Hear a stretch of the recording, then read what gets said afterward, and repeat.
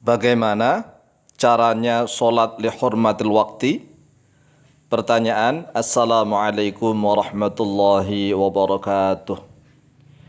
Jika kita sedang perjalanan berada di atas kendaraan umum seperti bis atau kereta api atau pesawat terbang, kemudian masuk waktu sholat, sedangkan keadaan kita sangat tidak memungkinkan untuk melakukan sholat karena tidak ada air untuk berwudu, atau tidak bisa bertayamum, atau baju kita terkena najis, maka bagaimana cara kita sholat?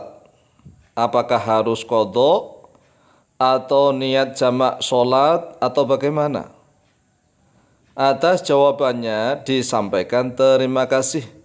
Wassalamualaikum warahmatullahi wabarakatuh. Waalaikumsalam warahmatullahi wabarakatuh. Baik. Bismillah walhamdulillah wassalatu wassalamu ala rasulillah Sayyidina wa maulana Muhammad ibn Abdullah wa ala alihi wa sahbihi wa mawalah wa la hawla wa la quwata illa billah amma ba'd. Faqad qala Allah azza wa jal, a'udhu billahi minasyaitanir rajim. فَإِذَا قَضَيْتُمُ الصَّلَاةَ فَاذْكُرُوا اللَّهَ قِيَامًا وَقُعُودًا وَعَلَى جُنُوبِكُمْ فَإِذَا اطْمَأْنَنْتُمْ فَأَقِيمُوا الصَّلَاةَ إِنَّ الصَّلَاةَ كَانَتْ عَلَى الْمُؤْمِنِينَ كِتَابًا مَوْقُوتًا. Al-Ayah. Saudaraku kaum muslimin wal muslimat rahimakumullah, ketahuilah bahwa sholat tidak boleh ditinggalkan sama sekali dalam keadaan bagaimanapun. Seperti dalam keadaan sakit parah, walaupun sakit parah, itu tetap tidak boleh meninggalkan sholat. Ya, boleh sholat dengan berbaring, boleh. Kemudian dalam keadaan bepergian juga tidak boleh meninggalkan sholat. Dalam keadaan tua renta, walaupun sudah tua renta, tidak boleh meninggalkan sholat sama sekali.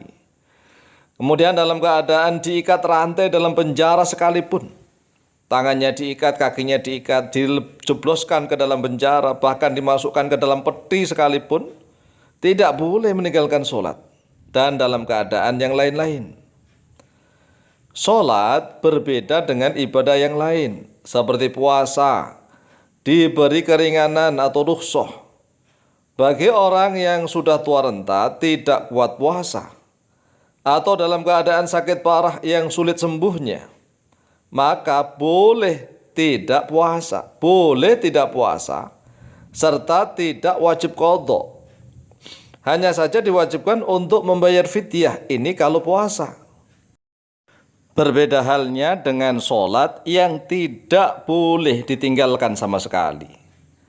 Selama manusia masih hidup dan akalnya masih waras alias tidak gila, maka tidak boleh meninggalkan sholat sama sekali dalam keadaan dimanapun dan seperti apapun.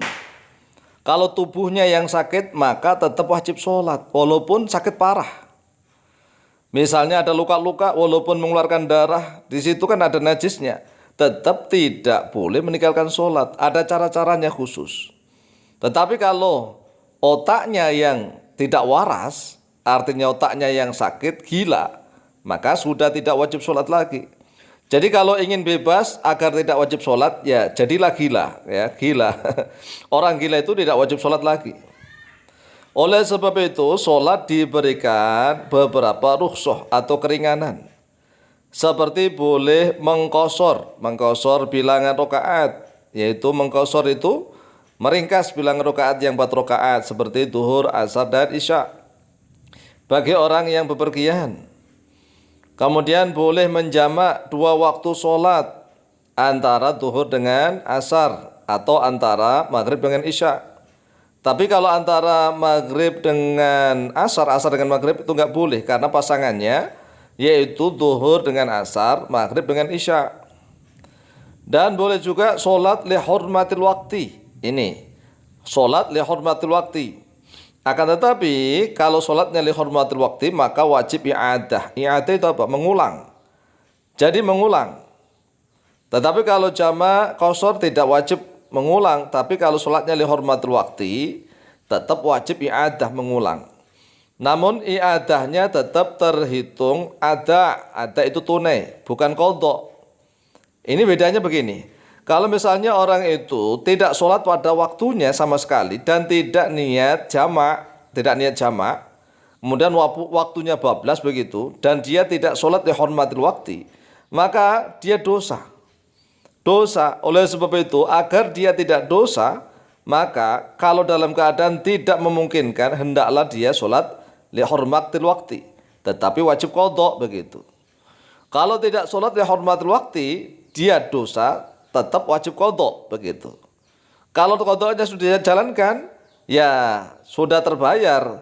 Tetapi gara-gara dia tadi itu menerjang satu waktu sholat tidak dikerjakan, dia terhitung dosa.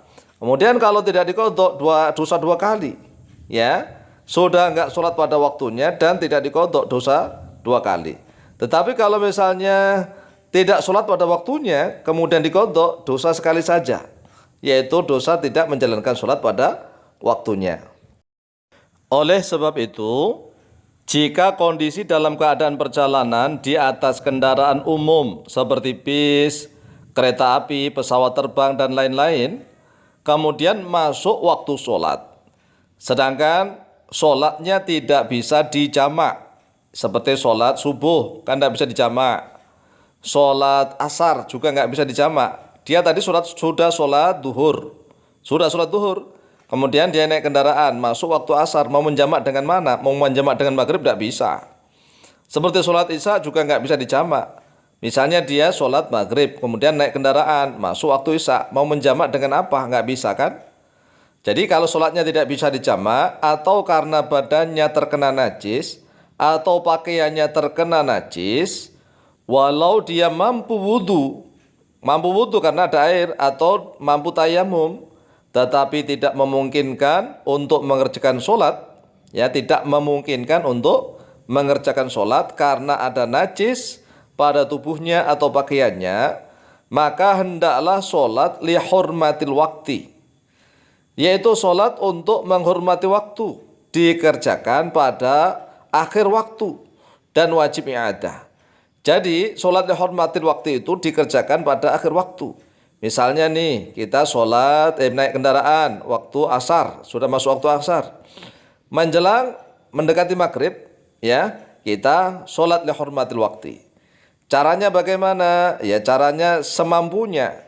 Kita niat sholat li hurmatil waqti, usolli misalnya fardul asri,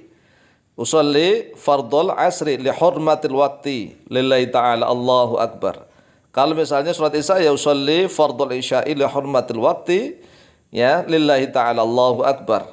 Semampunya, karena sholatnya kan dalam keadaan tidak suci kan, semampunya. Jadi usolli fardul tuhri, fardul asri, atau fardul isya'i, atau fardul subhilah li hurmatil waqti, kemudian lillahi ta'ala, Allahu akbar. Mengapa sholat li hurmatil waqti dikerjakan pada akhir waktu? Karena selama waktu masih panjang, maka masih ada kemungkinan untuk mampu mengerjakan sholat secara sempurna. Semisal kendaraan berhenti di masjid atau di musola, atau mungkin bisa mengganti pakaian dan lain-lain. Oleh sebab itu, sholat li hurmatil waqti dikerjakan pada akhir waktu, ketika waktunya sholat tersebut sudah mendekati habis. Kemudian setelah sampai di tujuan, maka wajib i'adah. I'adah itu mengulang sholatnya, karena sholat li hurmatil waqti itu tidak sempurna. Adapun dasar ibaratnya bisa dibaca di dalam kitab Al-Majmu' Syarah Al-Muhadzab yang disusun oleh Imam An-Nawawi rahimahullahu ta'ala. Wallahu ta'ala a'lamu biswab.